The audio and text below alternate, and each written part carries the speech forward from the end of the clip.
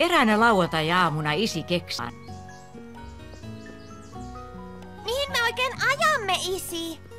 Jaa, en minä tiedä. Ai, et tiedä. En, kunhan ajelemme ja... Sitten pitikin jo pysähtyä lounalle ja tankata auto. Meneekö autoon nyt bensaa, isi?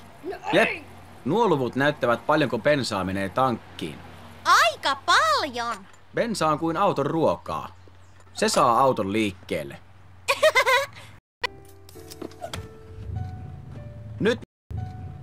Nyt mentiin. Joo! Joo! Selvä. Tässä leikissä etsitään ensin punainen lato.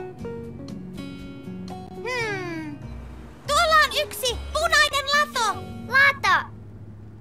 Moottoripyörä. Ja hei, hän vilkuttaa. Nyt ajellamme vaan.